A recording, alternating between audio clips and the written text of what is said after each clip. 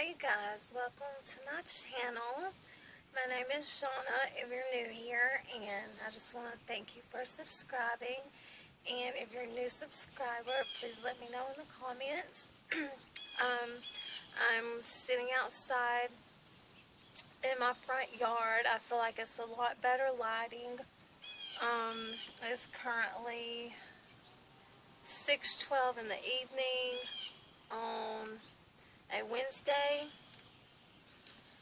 And I want to make this a story time video because I feel, well, I know everyone has a story, some maybe worse than others, and I feel like if I share my story and get it out there, maybe I can,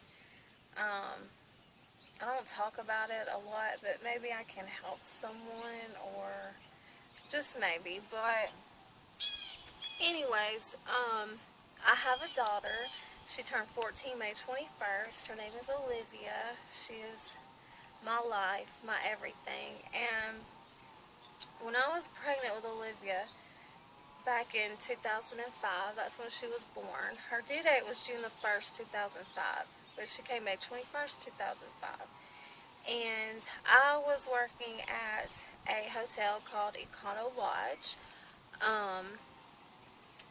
In the town that I live in, and to make ends meet, to, just be able to eat and put gas in my car, pay my bills, and save up whatever was left for stuff I would need when Olivia came.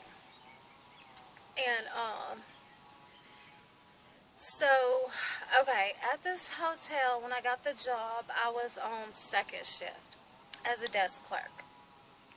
And, okay, so they keep this binder at the front desk, and this little, on this shelf.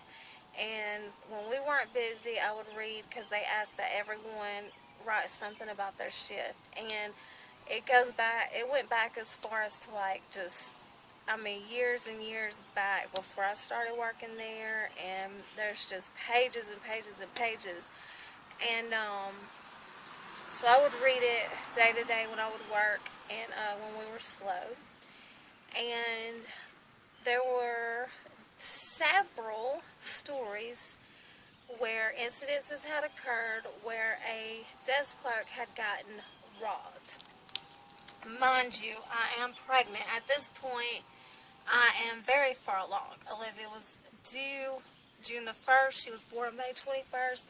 And this tragic set of events happened on April 22nd, 2005. I literally had 2 weeks of work left before going out on to have my baby. Okay, so, and I gained 180 pounds. That's how huge I was. I was freaking huge, you guys. And I told Olivia this story also. I've shared it with a few family members knew. My mom knew because I came straight home to her. I was staying with her at the time. And cause Olivia's dad lived in Arizona at the time, so I was already going through a rough time as it was. And okay, so on April 22nd, this was in my town. It's a big deal, twice a year on these certain dates. Some's in October, some's in April. We have race weekend. It's just a town over from me where they hold these races. And where I worked was right by the interstate. One side heads straight to Birmingham, the other side heads straight to Georgia. And I'm right below that where I'm working. These two guys, we lock the front doors. My manager always asked me to lock the front doors after 5 p.m. Lock the side door after 5 p.m. And I had a window that came down, and they would have to come to that window to reserve a room. Well, this happened around 3:30, 4 o'clock, daytime. So race weekend, all the rooms, the reason I say race weekend, and that's important because all of the rooms were reserved on credit cards. So people have booked in advance. And so the till only held $200. There was no other cash purchases because it was all reserved on credit cards, and it was full. So right away, okay, so at this moment in time, my manager had just came in there. He talked to me for a minute, and he stayed at the hotel towards the back with his family, and he was going to go have dinner with his family. He said he would be back. I don't know if they were watching or what was going on, but it was literally not even 3 minutes after that. These two guys walk in, and and it was like pretty warm out. I remember I had a t-shirt on and probably blue, pants, maternity pants, but they had these big, thick hoodies on and pants, and when they came in, they had their hands inside their hoodies, and I knew as soon as I seen them, I just knew my gut, everything. I stood up, okay, big, fat, pregnant, and they continue to pull out their guns. Both guys had guns, and these guys, okay, I was 23 when I had my daughter. When this happened, I was 23. I was about to turn 24, June 24th. Okay, these guys look like in their 20s, like early 20s. They pull their guns out. One comes around to where I am, give me all the money, and I had a key to open the till. My hands were shaking, and it was so weird because as I was sticking the key in the till to open it to give him the money, the other guy stood in the front. He was watching. I remember the guy told him, "You watch. You stay there and watch." So, and there's these big windows in the front because to the right is like a dining area for in the mornings they serve like bagels and things like that. So there's all these windows. And he could see if anybody was coming in, and there was no one in sight, no one.